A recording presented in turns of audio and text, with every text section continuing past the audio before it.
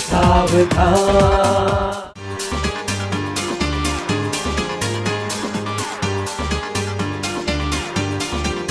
उम्र देखे नहीं, जात पूछे नहीं, प्यार में फिर भी है मुश्किलें नित नहीं।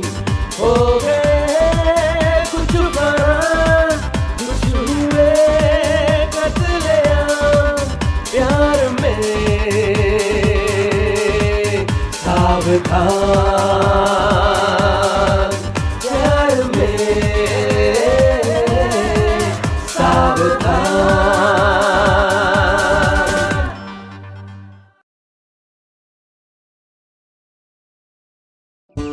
राजन, राजन, राजन, देखो अब बहुत हो गया, अब जल्दी से मेरे सामने आ जाओ।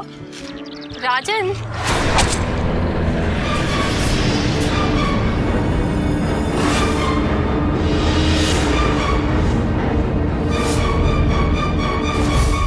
दोस्तों ये क्या, कितना प्यार था एक सुहागन की खूबसूरत आंखों में, लेकिन ये प्यार था किसके लिए? उसके अपने पति के लिए, उसके प्रेमी के लिए, उसके किसी दोस्त के लिए, या फिर उसके अपने किसी रिश्तेदार के लिए? और ऐसा क्या हो गया जो उसकी आंखों का ये प्यार एक भयानक मौत में तब्दील हो गया? और किसकी वजह से? प्रेमी की वजह से, पति की वजह से, किसी दोस्त की वजह से, या फिर उसके अपने किसी रिश्तेदार की वजह से? नमस्कार दोस्तों, मैं कुणाल सिंह राजपूत एक बार फिर से आप सभी का आपके ही पसंदीदा शो प्यार में सावधान की एक नई कहानी बालक, बुद्धि और बीवी में स्वागत करता हूँ। भाभी, भाभी। अरे विनोद बेटा, तुम यहाँ? जी। शीतल तो तुम्हारे पास गई है ना? हमारे पास? अरे हम तो उन्हें लेने यहाँ आए ना। लेकिन उसने तो कहा था कि खान मार्केट में तुमसे मिलने जा रही है और वहाँ से तुम्हारे घर चली जाएगी। अरे ऐसी तो कोई बात ही नहीं हुई थी मम्मी जी। हम भाभी को लेने यहाँ आए और आपसे न मिले, ऐसा तो हो ही नहीं सकता ना। लेकिन फिर शीतल कहाँ गई होगी बेटा? शीतल की माँ, शीतल की माँ वहाँ जंगल में खून से तनी शीतल की लाश पड़ी हुई है। ये क्या कह रहा है विनोद? विनोद बेटा देखो शीतल कहाँ पे है, चलो जल्दी देखने चलो। नहीं मम्मी, तो कोई गलतफहमी हो गई है, आइए हम देखते हैं। हाँ चलो। शीतल, शीतल, शीतल मेरी बच्ची, शीतल मेरी बच्ची, देखा शीतल, शीतल मेरी बच्ची। इंस्पेक्टर साहब, ये आपकी बेटी है? जी हाँ मेरी बच्ची है। आप थोड़ा पीछे होइए, पीछे हो। ये कौन है? ये इसका देवर है। सर ये पिछले कुछ दिनों से यहीं पे थी अपने मायके में, हम ही इन्हें यहाँ छोड़कर गए थे और आज हम ही इन्हें ससुराल ले जाने वाले थे। हमारी भाभी से बात भी हुई थी कि हम घर आके लेके जाएंगे, पर हम घर पहुंचे तो मम्मी जी ने बताया कि ये तो खान मार्केट गई हैं। ये बोली कि ये हमसे वहां मिलेंगी। शीतल, अगर तुमसे बाजार में मिलने वाली थी तो यहाँ क्या कर रही थी? इसका मतलब है कोई यहाँ अपनी मर्जी से आई है?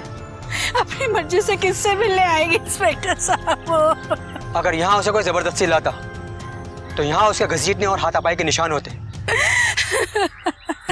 सर, ये हत्या कहीं लूट की वजह से तो नहीं हुई है? क्यों? ऐसा क्यों बोल रही है तुम? ना तो मोबाइल है ना कोई पर्स है।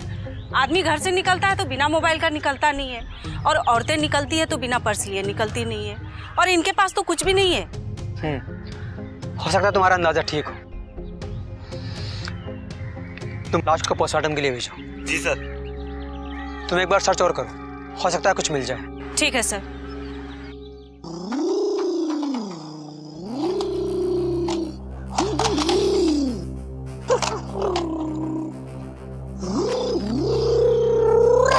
प्रमोद बेटा, क्या कर रहे हो तुम?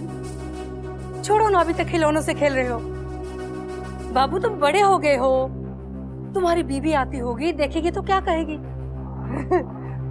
क्या क्या कहेगी वो?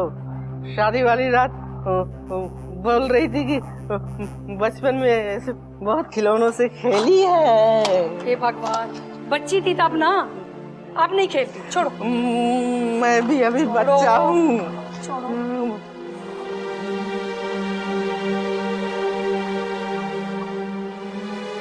बेटा, आगे तुम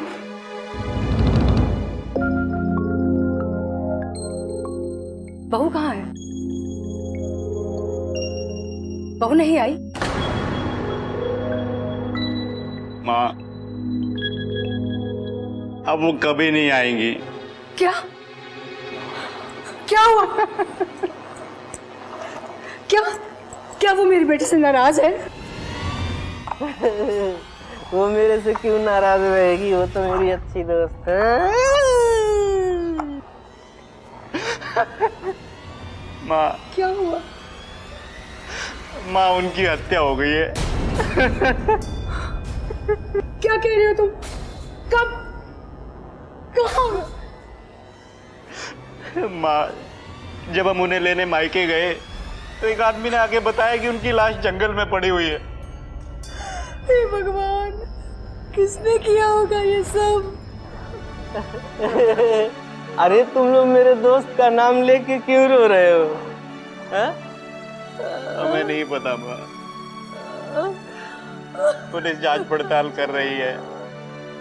किसने किया है ये पता लग जाएगा।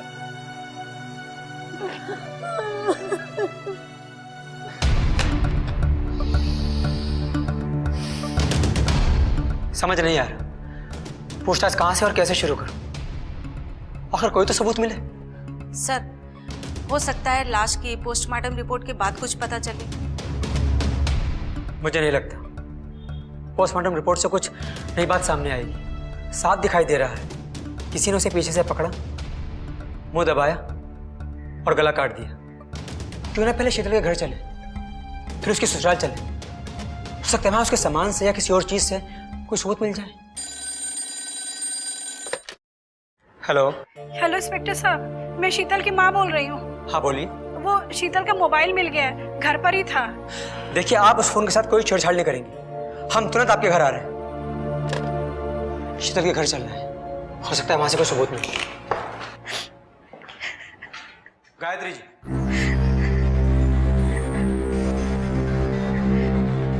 गायत्री जी। जी इंस्पेक्टर साहब, ये देखिए शीतल का मोबाइल है।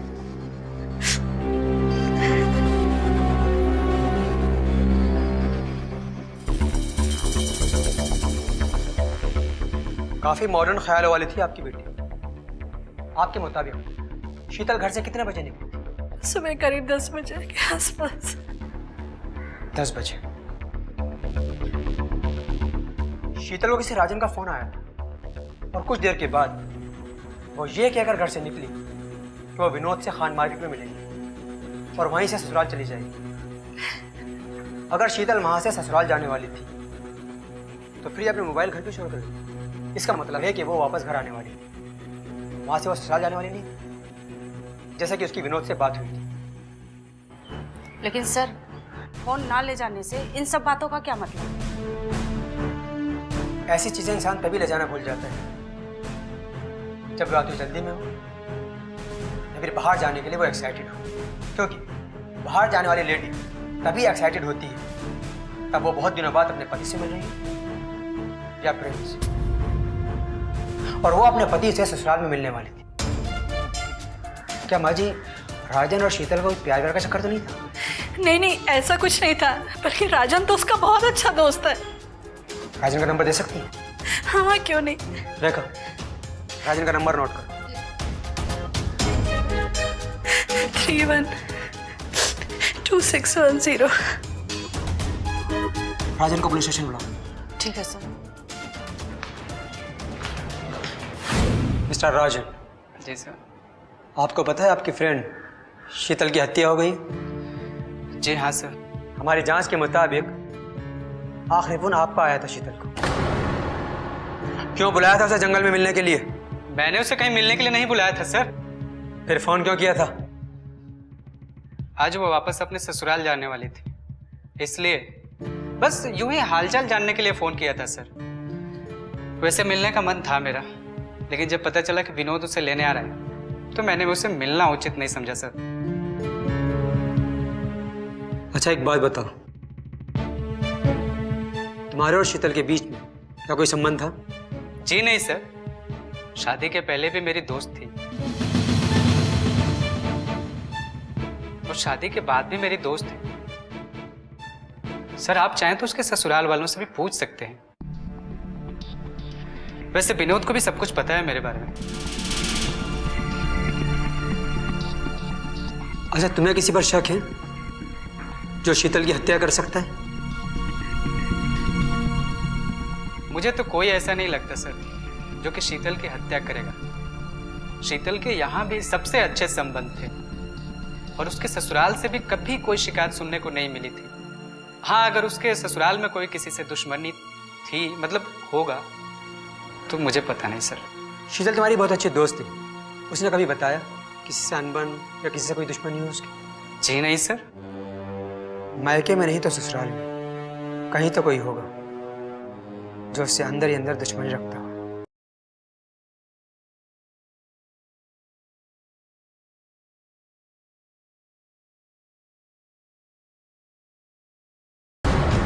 प्यार में सावधान।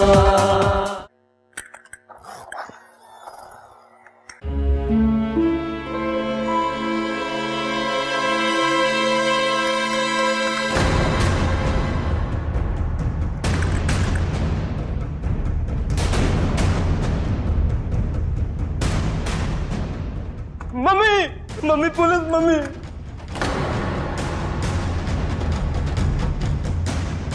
सर आप यहाँ? इस घर की बहू की हत्या हुई है। जब तक केस नहीं सुलझ जाता आना जाना लगा ही रहेगा। भाई देवे, ये कौन है जो हमें देखकर पुलिस पुलिस कहकर वहां जाकर छुप गया है? सर ये हमारे बड़े भैया हैं। बड़े भैया और इतने डरपोक? जी क्या है कि भैया बड़े तो हो गए हैं पर उनका दिमाग छोटे बच्चों के जैसा है। इसीलिए इन्हें देख के लगता नहीं कि इनकी बीवी की हत्या हुई है। माँ जी एक बात बताइए, हत्या के तौर पर आपको किसी पर शक है? शक कैसे हो सकता है इंस्पेक्टर साहब? शीतल बहुत अच्छी बहू थी, उसने कभी किसी का दिल नहीं दुखाया। समझ में नहीं आता उसके साथ ये हादसा कैसे हो गया। यही तो समझने आए हैं। हेलो बेटे। हेलो। सर हमें नहीं लगता है इनसे पूछताछ करके कुछ फायदा है। हेलो बेटे। अरे भैया ये आपको थोड़े ना पकड़ेंगे, आप तो अच्छे बच्चे हैं ना। हाँ मैं अच्छा बच्चा हूँ, मैंने होमवर्क भी पूरा कर लिया है। हाँ आप गुड बॉय हो ना। सर इनसे आपको कोई काम की बात जानने को नहीं मिलेगी। आप एक काम करो, ये लेके आप अंदर खेलिए। अच्छा विनोद, आपके मुताबिक आप हमेशा अपनी भाभी को बैके छोड़ने और लेने जाते थे, क्या आप किसी राजन को जानते हैं? हाँ सर, भाभी जी ने जिक्र तो किया था एक दो बार। राजन उनके मायके का दोस्त है, इसके अलावा तो कुछ खास हमें पता नहीं। क्या आप उससे मिले थे? हाँ भाभी का अच्छा दोस्त था तो मुलाकात तो लाजमी थी ना। आपको पता है आपकी भाभी आपको खान मार्केट में मिलने वाली थी, ये कहकर वो घर से निकली थी। तभी राजन का फोन आया था और उसने शीतल को मिलने के लिए बुलाया था।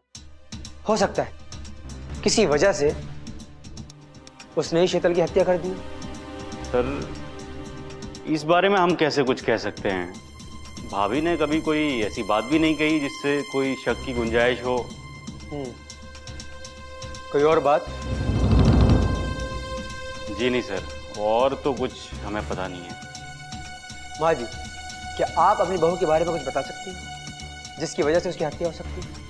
इंस्पेक्टर साहब मैं तो खुद अंधेरे में हूँ, कुछ समझ में नहीं आ रहा। इंस्पेक्टर झा को ये समझ में नहीं आ रहा था कि आखिर वो करे तो क्या करे, किस तरीके से वो शीतल के असली कातिल तक पहुंचे। उसके सामने शीतल से जुड़े सिर्फ 3 लोग हैं, एक तो उसका पति, दूसरा उसका देवर विनोद और तीसरा उसके मायके का राजन। तो आखिर कत्ल किसने किया? उसके पति को देखकर तो ऐसा लगता है कि वो मक्खी भी नहीं मार सकता। तो अब शक की सुई जिन 2 लोगों पर घूमती है वो हैं उसका देवर विनोद और उसके मायके का राजन। गायत्री जी, हम पूछताछ के लिए शीतल के ससुराल गए थे। वहां मेरी मुलाकात उनके पति से हुई।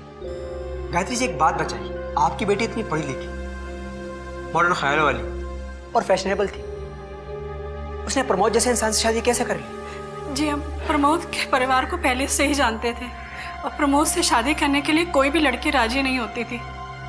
और शीतल के भी आगे पीछे कोई नहीं था, ना ही मेरा पति और ना ही मेरा बेटा। और शीतल को इतना अमीर घराना कभी मिल नहीं सकता था। इतना बड़ा घर, इतने नौकर चाकर, इतना पैसा, तो कैसे तैसे मैंने शीतल को राजी कर लिया और फिर उन दोनों की शादी हो गई। यशवंत, कहीं ऐसा तो नहीं ससुराल में ऐसा मंदबुद्धि पति मिला हो तो शायद शीतल को वापस मैके आकर राजन से अफेयर हो गए? ऐसे केस में अक्सर ऐसा होता है सर। गायत्री जी, हमें आपके घर की तलाशी लेनी होगी। हो सकता है उनके कातिल का कोई सुराग मिल जाए। जी, शीतल का कमरा उधर है, उसके सारी चीजें वहीं पड़ी रहती हैं। देखा, जाके तलाशी लो। ठीक है, चलिए आप आइए।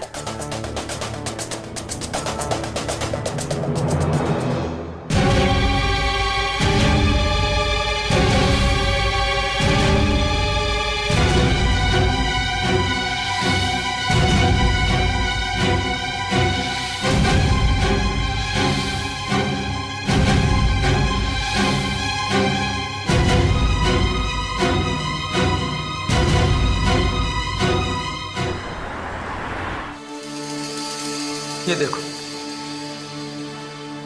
राजन और शीतल के फोटोज प्लस सेल्फी, जो नॉर्मल से नॉर्मल संबंध दिखा रहे हैं। और ये सारे फोटोज गैलरी में सबसे ऊपर है। इसका मतलब है कि रिसेंट फोटोग्राफ है। शीतल मैके आते ही राजन से कई बार मिल चुकी है और उन दोनों ने एक दूसरे के साथ सेल्फीज भी ली। ये देखो, हर 4 फोटोज के बाद ड्रेस चेंज है। इसका मतलब है पिछले 8 दिनों में वो राजन से कई बार मिल चुकी है और इनके बीच कोई मामूली संबंध नहीं है। इन फोटोज से साफ दिख रहा है ये कितने नॉर्मल फोटोज हैं। सर, आप सही कह रहे हैं, लेकिन राजन ने कभी बताया नहीं हमें। नहीं बताया तो क्या हुआ, अब बताएगा। ऐसा कुछ भी नहीं है सर, मैं सच बोल रहा हूँ। तूने पहले भी ऐसे कहा था, ऐसा कुछ भी नहीं है और ऐसा ही हुआ और अब ये भी हो जाएगा कि ऐसा ही था। प्यार में सावधान।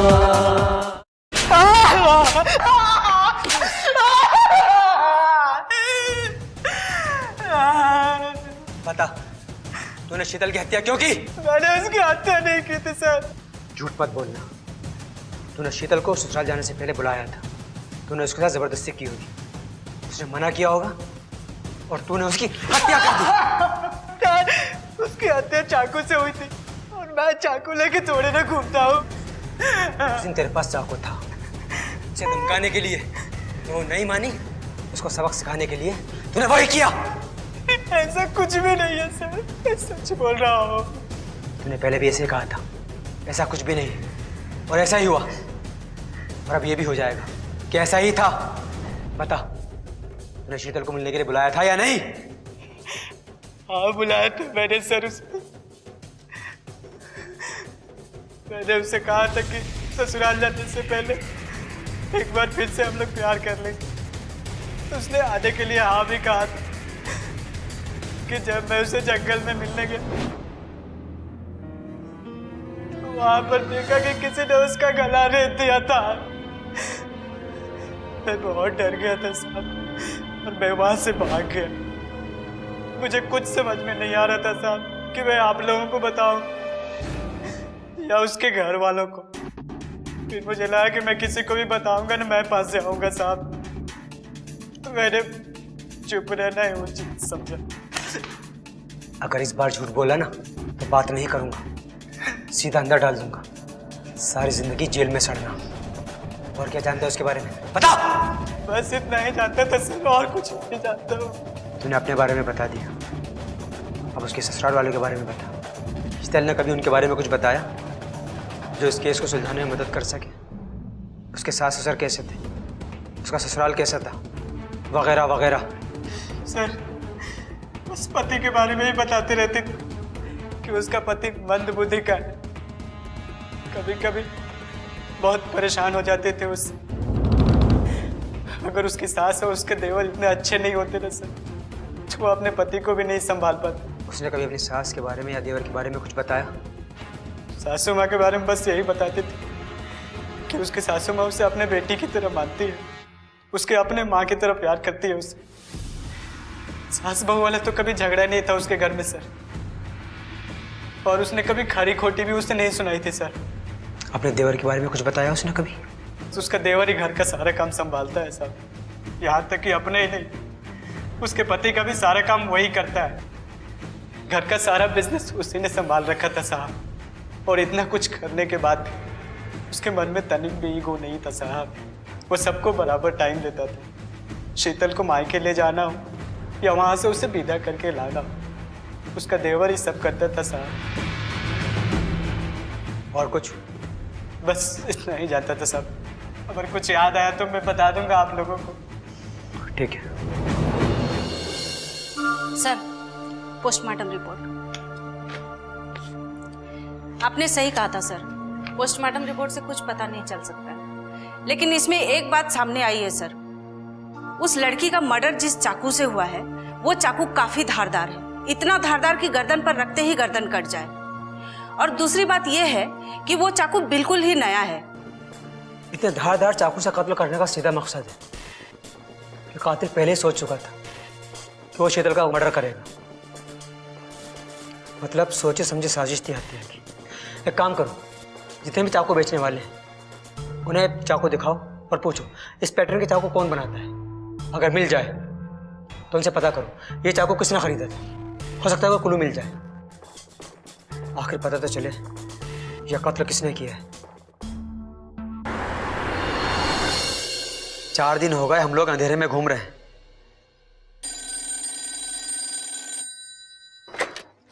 हेलो सर, मैं रेखा बोल रही हूँ। हाँ बोलो रेखा। सर, चाकू बनाने वाले का पता चल गया है और चाकू खरीदने वाले का भी। कौन है वो? वो चाकू वाला कह रहा था कि राजन नाम का आदमी आया था चाकू खरीदने के लिए। राजन? इसने फिर मुझसे झूठ बोला। आप नहीं बचेगा ये। दोस्तों, शीतल की अपने पति के अलावा जिस दूसरे व्यक्ति के साथ अफेयर होने की बात सामने आती है वहां पर भी नाम आता है राजन का। यहां तक कि जिस दुकानदार से चाकू खरीदा गया उस दुकानदार के मुंह से भी राजन का ही नाम सामने आता है। इंस्पेक्टर झा ने जिस दिन से इस केस को अपने हाथ में लिया उन्हें बार बार शक सिर्फ और सिर्फ राजन पर ही होता है। तो क्या राजन ने ही शीतल का खून किया, और किया भी तो क्यों?